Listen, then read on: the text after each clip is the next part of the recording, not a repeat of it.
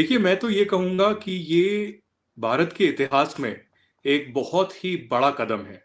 ये इतना बड़ा कदम है कि भारत को जब इंडिपेंडेंस मिली थी, एक न्याय मिला था, फ्रीडम मिला था, उससे मैं इसको कंपेयर करूँगा। 11 दिनों से अपने व्रत के जरिए एक तपस्वी की भांति मैं इसको कंपेयर करूँगा पाकिस्तान के साथ जो युद्ध हुए वो भी इससे इससे बहुत छोटे हैं।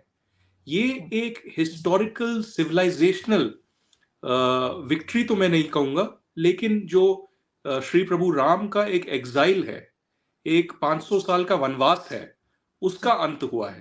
तो वहाँ पर भी जो इंडिया की का कल्चर और इसकी जो हिस्ट्री है और फिर उसको वहाँ पे तालीमी अपने निसाब में शामिल किया जाना, वहाँ पर टेम्पल्स का, जो कि इससे अगर आप कुछ साल पहले चले जाएं तो ऐसा नहीं था वहाँ। लेकिन हमेशा पाकिस्तान के जो मुसलमान हैं या इंडिया के मुसलमान हैं, मुगलों को हीरो समझते हैं, जबकि हिंदू उनको जीरो समझते हैं। इन्वेडर थे, आए, जुल्म किया, बहुत जुल्म किया उन्होंने, थोड़ा सा जुल्म नहीं किया, बहुत ज्यादा जुल्म किया। मैं एग्री करता हूँ, मेरे वो हीरो नहीं है, मेरे हीरो नहीं है। मैं ये इस पे पहले मैं करेक्शन कर दूं, मेरे हीरो नहीं है वो। मेरी नजर में वो इन्वेडर थे इस लैंड।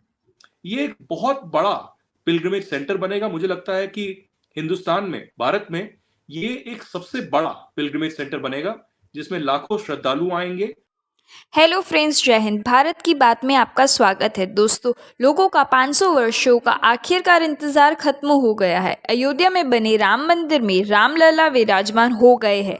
राम मंदिर की प्राण प्रतिष्ठा में दुनिया भर से बड़ी संख्या में लोग पहुंचे। इस दौरान पूरा देश जय श्री राम के नारों से गूंज उठा है। प्राइम मिनिस्टर मोदी सुनहरे कपड़े पहनकर रामलला के मंदिर पहुंचे। यह देखने लायक दृश्य था। राम मंदिर में प्रवेश करते ही प्राइम मिनिस्टर मोदी भावुक हो गए। वह हाथ में शस्त्र और वस्त्र लिए हुए खड़े थे। उन्होंने रामलला को अर्पित किया और इस दौरान दर्शक, दरगाह में बैठे साधु और संत काफी खुश और उत्साह से भरे हुए नजर आ रहे थे। पीछे बैठे वीआईपी अतिथि अपने मोबाइल फोन से इस मनोहक दृश्य को कैद करते हुए नजर आए। प्राण प्रतिष्ठा के अवसर पर प्रभु श्री राम स्वर्ण आभूषणों से लदे हुए नजर आए। उनकी आभा देखते ही बन रही थी। ये कहूंगा कि ये भारत के इतिहास में एक बहुत ही बड़ा कदम है। ये इतना बड़ा कदम है कि भारत को जब इंडिपेंडेंस मिली थी, एक न्याय मिला था, फ्रीडम मिला था, उससे मैं इसको कंपेयर करूंगा। मैं इसको कंपेयर करूंगा पाकिस्तान के साथ जो युद्ध हुए वो भी इससे बहुत छोटे हैं।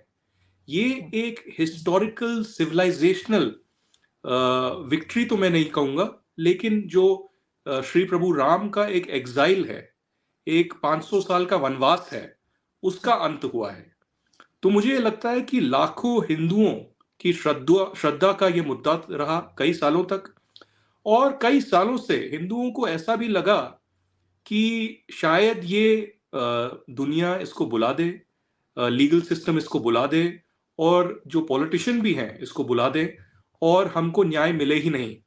लेकिन कई सालों तक खुद हम कहते हैं, क्योंकि एक भारत के न्याय में, न्यायपालिका में एक चीज होती है जिसे कहते हैं ज्यूरिस्टिक पर्सन, और श्री रामलला जो श्री राम हैं, उन्होंने खुद जो है ये केस लड़ा है।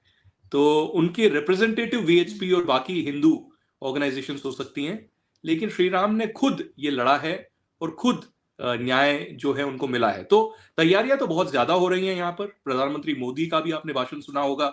लाखों श्रद्धालु और जो हिंदू भक्त हैं वो दुनिया भर से अयोध्या पहुंच रहे हैं।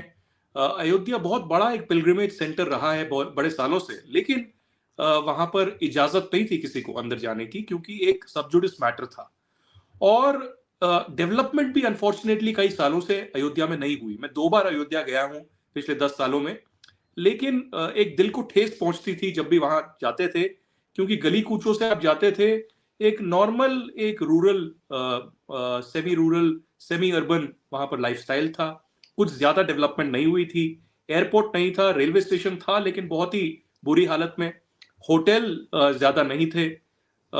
तो मुझे लगता है अब जो ये श्री राम जन्मभूमि मंदिर वहां पर बना है अयोध्या में, ये एक बहुत बड़ा पिलग्रिमेज सेंटर बनेगा। मुझे लगता है कि हिंदुस्तान में, भारत में ये एक सबसे बड़ा पिलग्रिमेज सेंटर बनेगा जिसमें लाखों श्रद्धालु आएंगे और ये एक पिलग्रिमेज टूरिज्म के तौर पे भी आएगा, जो अयोध्या की, उत्तर प्रदेश की और भारत की इकोनॉमी में भी बहुत ज्यादा मदद करेगा, क्योंकि दुनिया भर से जो सैलानी हैं, टूरिस्ट हैं और जो पिलग्रिमेज भी करना चाहते हैं, वो जरूर चाहेंगे ये देखना कि अयोध्या में क्या है। श्री राम लल्ला की जो मूर्ति है, आइडल है, उनको वहां पर देखना, निहारना, उनको पूजा करना, तो बहुत ही ऐतिहासिक है। प्रधानमंत्री मोदी ने खुद जो एक प्राण प्रतिष्ठा के कार्यक्रम के लिए एक बहुत रिगरस शेड्यूल, डिसिप्लिन शेड्यूल रखा है। कई दिनों तक वो फास्ट भी कर रहे हैं। वो पूरे भारतवर्ष में अलग अलग मंदिर, तमिलनाडु हो या बाकी जगहें हैं, वहां पर जा रहे हैं, वहां पर सफाई कर रहे हैं, आराधना कर रहे हैं। तो ये एक बहुत ही ऐतिहासिक फैसला है और कई 100 सालों तक जो है इसकी गुनगुनाहट, इसकी वाइब्रेशंस चलती रहेंगी। आज गार्डियन जो कि ब्रिटिश एक पेपर है, उन्होंने भी लिखा है और न्यूयॉर्क पोस्ट ने भी लिखा है कि वहां से मुगलों की हिस्ट्री को निकाला जा रहा है। मैं ठीक है, निकालना चाहिए उनको, मैं समझता हूं। माइनॉरिटी थी, इन्वेडर थे, आए, जुल्म किया, बहुत जुल्म किया उन्होंने, थोड़ा सा जुल्म नहीं किया, बहुत ज्यादा जुल्म किया। मैं एग्री करता हूं, मेरे वो हीरो नहीं है, मेरे हीरो नहीं है। मैं इस पे पहले मैं करेक्शन कर दूं, मेरे हीरो नहीं है वो। मेरी नजर में वो इन्वेडर थे इस लैंड, और जो भी इन्वेडर आता है जुल्म करता है, चाहे वो ब्रिटिश हो, चाहे ये हो, चाहे वो कोई भी इन्वेडर हो, वो आके ओप्रेस करता है। वो इस तरह, वो इतनी आसान बात नहीं होती वो उससे डील करना, उन्होंने किया। बल्कि मैं आपको आज आरजू मैं बड़ी एक और बात बताना चाहूंगा, मैंने अक्सर लोगों को नहीं बताई। मैं भारत बड़ी दफा गया हूं, आज तक ताजमहल नहीं गया।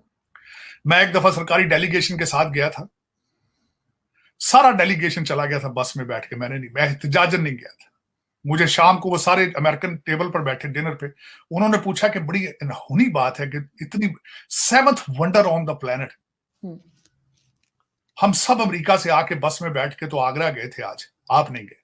मैंने कहा था मैं एहतजाज के साथ नहीं गया, क्योंकि एक मुगल शहजादे ने भारत की गुर्बत का मजाक उड़ाया था, और उसने इतना पैसा उस ताजमहल पे लगाया था कि उस बिल्डिंग के खर्चे के बाद इंडिया बिकेम इतना वीक हो चुका था, ब्रिटिश कॉलोनी बन गया था। और शहजादे का मजाक क्या था? कहते हैं उसने मोहब्बत की निशानी बनाई, साथ ही उसी मोहब्बत की छोटी बहन से शादी कर ली उसने। और उसकी पता नहीं कितनी बीवी थी उसकी, वो पहली बीवी तो थी नहीं उसकी जी। एक में देखे ना, क्या कहते हैं जी मोहब्बत की निशानी है। कौन सी मोहब्बत की निशानी यार? वो पहले किसी और की बीवी थी, फिर इसकी बीवी बनी, फिर इसके उसने मोहब्बत में गया, वो मर गई, एक इतनी बड़ी महंगी बिल्डिंग बना के उसकी बहन से शादी कर ली।